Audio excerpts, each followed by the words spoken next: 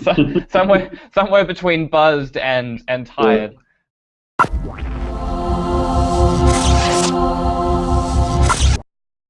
Hi, my name's Andrew Harvey. I'm here with Sam Rawlins, and we are talking about RubyConf, and we're talking about Sam's talk at RubyConf. Sam, thank you so much for taking out some of your day to chat with us. Thank you.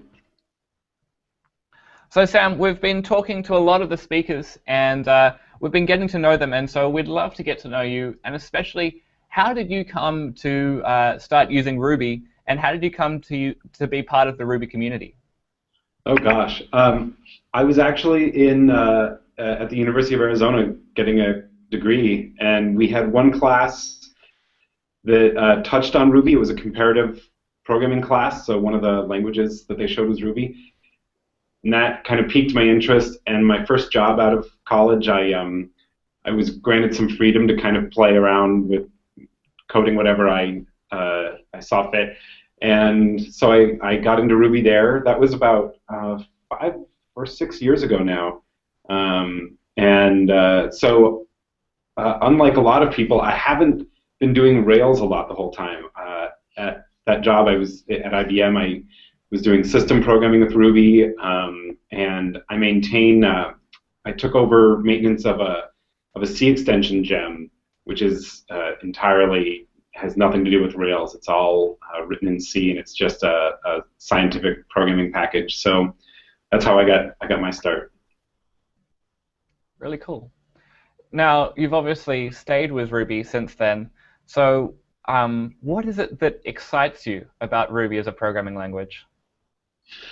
I think what excites me about Ruby is how quickly the language and the community can change, which is, of course, can be a two-edged sword. But I think at RubyConf 2 years ago, I believe, DHH gave this keynote about Rails 3.2 and kind of throwing in CoffeeScript and the asset pipelining, and how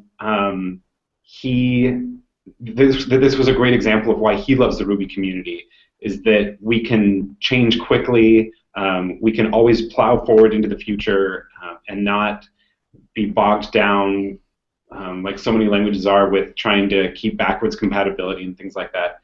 I love how and the language allows that. The freedom that the language gives allows the community to move quickly, the tools to move quickly, and I think it makes it a really exciting ecosystem to be a part of. Excellent. Now, looking at your talk, what was it that inspired you, I suppose, to research and to get into this, get into the object allocation tracing, and to write and submit a talk about it? I remember I had seen on the GitHub blog there was a post about the GitHub team reducing the memory consumption of their app by reducing the amount of objects they allocated at startup, and how they were able to. There were no tools out of the box available for them to find where they were allocating objects, and so Aman Gupta wrote into a fork of Ruby that they have some code that allows that to be traced, and it proved to be very useful for them. So they opened up a feature request in Ruby core, and Koichi Sasada wrote the feature into Ruby 2.1, and I kind of followed this along its journey, because I was excited to see a feature go from something in the community all the way back to Ruby core. And at the same time, my team was trying to improve the performance of a Rails app, and so I was interested in this idea of seeing where your application is allocating objects. So I was following it, and I wrote a little gem around the tool that they introduced into Ruby 2.1, and so I thought it would be really interesting it would be really fun for me to present that at RubyConf and show how this could be useful to other people dealing with performance problems. Awesome.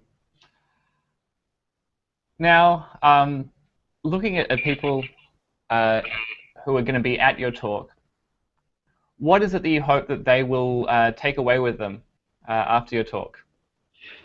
I hope that people come away with an understanding that all the code that they write does allocate objects. It takes up memory. The garbage collector so far, even in 2.1, is an expensive garbage collector. And so it's important to think about being aware that you are allocating objects all the time. Ruby totally hides that away from us, but it's important to acknowledge it. And then if you are in an application that is dealing with performance problems, there's lots of tools out there to do CPU profiling and similar things to that, SQL profiling. So this is another tool to help improve performance of a Ruby application, where you can find where, if you have a bloated application, where is all the memory going? Where in my code base or the Ruby lib or a gem that I've included, where am I allocating objects, and how can I reduce that? How can I make my code better? I think that'd be the goal as a takeaway. Excellent. Have you had a chance to look at the schedule, and do you have any talks earmarked that you really want to get to?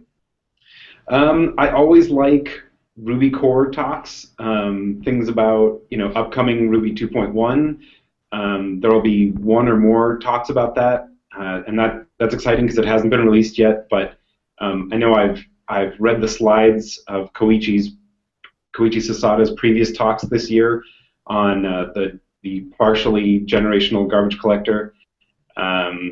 So I'm really excited about that. I like to see Matt's keynotes. I like to see those guys who are really into hardcore computing, I think, to come over and show us what they've got brewing in new Ruby. I'm also always interested in the alternative VMs. I like that competition that they build there. So I'm a huge fan of Rubinius and JRuby. So I always like to go see those talks and watch, through competition, watch the Ruby community grow rapidly in the world of programming languages. Brilliant. Well, Sam, thank you so very much for your time. Thank you. This was great.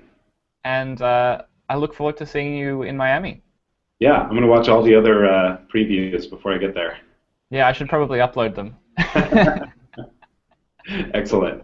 Excellent. Thanks a lot, man. Thank you.